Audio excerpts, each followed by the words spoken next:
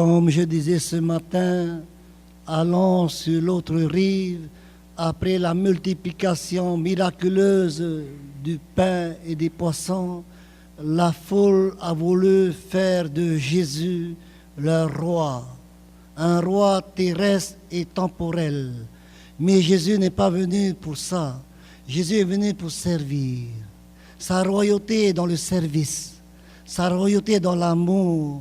Sa royauté a pour mission d'aller chercher tous les hommes qui sont loin, loin, très loin de Dieu.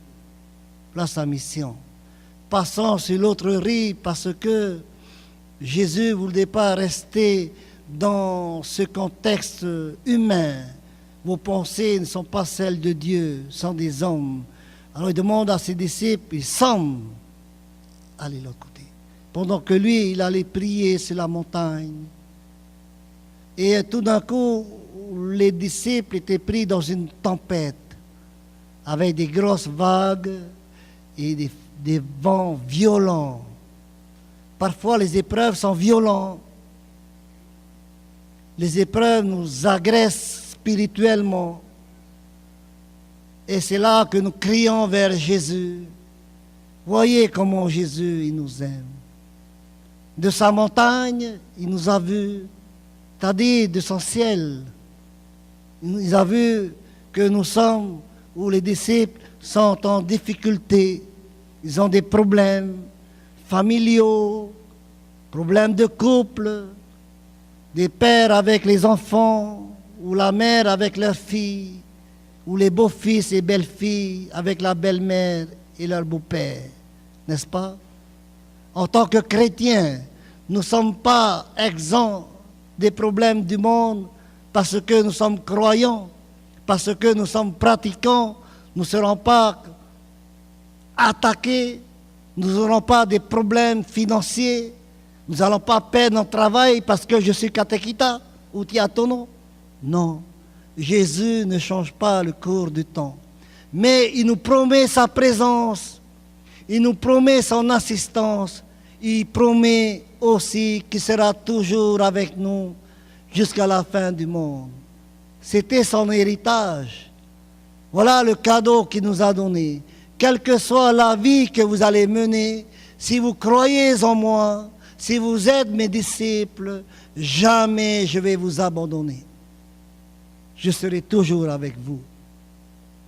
Passons sur l'autre rive, comme j'avais dit ce matin à la messe, au-delà de nos difficultés, de nos souffrances, de nos problèmes, de nos maladies, Dieu est plus grand. Dieu est plus grand que tout. Donc, c'est une confiance. Il faut demander à Jésus, Jésus, augmente ma foi. Aide-moi à comprendre tes paroles. Apprends-moi à entrer en toi et à vivre et à penser comme toi. Je ne peux pas. Ce n'est ni la chair, ni le sang qui va nous permettre, c'est-à-dire ni l'intelligence humaine qui va nous permettre d'aimer Jésus. C'est une grâce, c'est un don, c'est gratuit. Jésus nous révèle qui il est, qui est Dieu, qui est l'Esprit Saint. C'est quoi l'Église? C'est quoi la parole de Dieu? Il nous révèle. Alors, dans cette tempête des disciples, du ciel, il a vu et il est descendu. Une question, je vais vous poser. La marche sur les eaux, ça s'est passé avant la résurrection ou après la résurrection? Comment ça avant? L'évangile a été écrit quand? Avant ou après? Il n'y a pas eu de miracle après la résurrection de Jésus? Alors c'est avant ou après?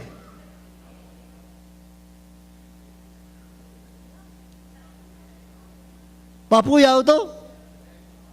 Et ou papouya? C'est un combat entre les théologiens aujourd'hui. Il n'y a pas de réponse. C'est ni avant, ni après, parce que Dieu n'a pas d'avant, n'a pas d'après. Il est. Je suis celui qui suis. Si on a un avant, on met Jésus dans une boîte. Si on a un après, on met encore Jésus dans une boîte. Ça veut dire qu'il est limité. Il est entré par la Vierge Marie dans le temps. Il était hors du temps. Voyez-vous? On devient théologien là. Hein? Un théologien qui pose toujours des questions. Donc c'est ça. Hein? Donc peu importe avant ou après, Jésus interviendra toujours en nous. Il est intervenu dans le passé de notre histoire. Il nous a rencontrés. Il continuera à se rendre présent et visible en nous parce que nous sommes ses disciples bien-aimés. Et c'est lui qui nous a appelés. C'est pas nous qui avons demandé de devenir prêtre ou catéchita ou diacono. C'est lui donc qui se débrouille. Quand on a des problèmes, il dit débrouille-toi, hein? C'est toi qui m'as appelé, je compte sur lui. J'ai ma part à faire, le reste c'est à lui à faire. Voyez-vous? On marche avec Jésus. Tu te donnes et lui il donne 1000 fois. Voyez-vous? C'est Jésus seul. Il faut mettre dans son coco que Jésus seul est le maître de l'histoire, visible et invisible. Silence, tais-toi, dit-il au vent et aux vagues. Donc il est le maître de la création. C'est lui qui a créé les vents, les mers, les montagnes. Tout lui obéissent. Est-ce que tu l'obéis? Puisque le vent obéit. Et nous obéissons de temps en temps. Un coup oui, 3 fois non. Ça, hein? Le vent et les mers lui obéissent. Ça veut dire, c'est la confirmation de la parole de Saint Paul. Tout genou fléchira au ciel, sur terre et sous terre. Voilà la confirmation. Mamou. On ne dialogue pas avec les esprits violents. Voyez? Avec les possédés, le jeune possédé. Que nous veux-tu? Jésus, Fils de Dieu, nous savons qui tu es. Le Saint de Dieu. Mamou, tu la fermes. Obéis, sors de cet homme. Il est sorti. La parole qui a autorité. Nous aussi, en tant que disciples de Jésus, il va tout te donner. Voyez-vous la parabole de l'enfant prodigue, où le fils aîné était fâché parce qu'on a tué le faux gras pour le fils cadet après avoir dilapidé ses biens. Et il est revenu et Dieu le Père a tué le veau gras. Alors il est venu faire des reproches à son père. Mais qu'est-ce qu'il a répondu? Tout ce qui est à moi est à toi. Tout ce qui est à Jésus est à nous. C'est avec nous. Un disciple, c'est celui qui est tout le temps avec Jésus. Donc tout ce qui est à Jésus, il te donne. Quelle force! Expulser les démons, calmer la tempête, multiplier la nourriture, donner à manger aux affamés. Nous avons une force. Guérir l'aveugle, purifier le lépreux. Tout ce qui est à Dieu est à nous. Alors, pourquoi avoir peur? Pourquoi mettre des limites en nous? Vous pouvez imposer les mains sur les malades, ils vont être bien. Peut-être là, le cancer va rester, mais son âme est bien, tranquille et en paix. Ils sentent la présence de Jésus, comme Jean-Baptiste a senti la présence de Jésus quand tu imposes les mains aux malades, mais n'allez pas dire après, j'ai les dons de guérison.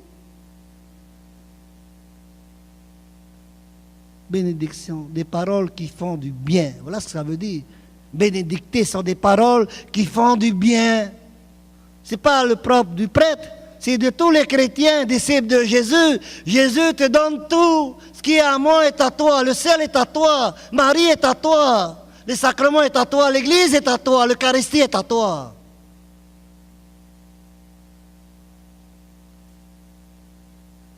Et Jésus leur dit, pourquoi êtes-vous si craintifs?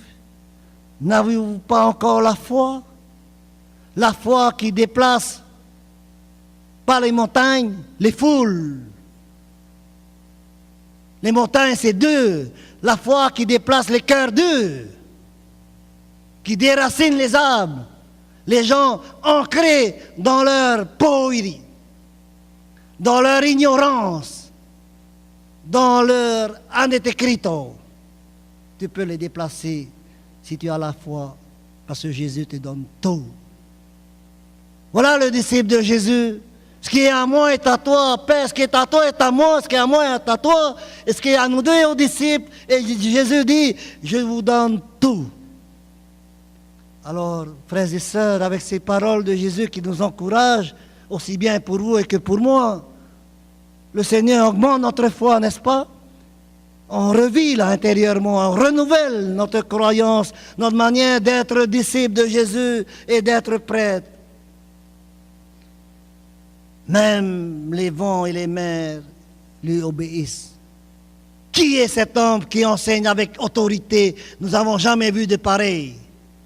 Donc c'est cette autorité de Jésus qui doit nous habiter. Pas autorité pour montrer que justement le chef. Autorité au service des uns et des autres. Autorité dans l'amour. Autorité dans l'accueil, la compréhension et la compassion. Autorité sur les ténèbres. C'est-à-dire être afro, je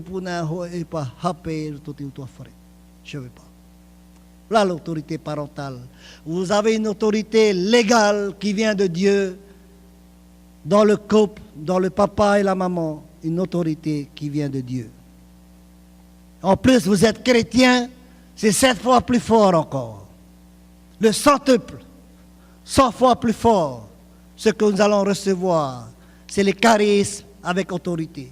Donc, frères et sœurs, acclamons l'amour de Dieu, chantons l'amour de Dieu, la présence de Dieu, acclamons non seulement la parole, quand on chante tous les acclamons la parole de Dieu, mais aussi sa présence, son Eucharistie, les prêtres, les évêques, et surtout, acclamons l'Église pour la gloire de Dieu. Au nom du Père et du Fils et du Saint-Esprit. Amen.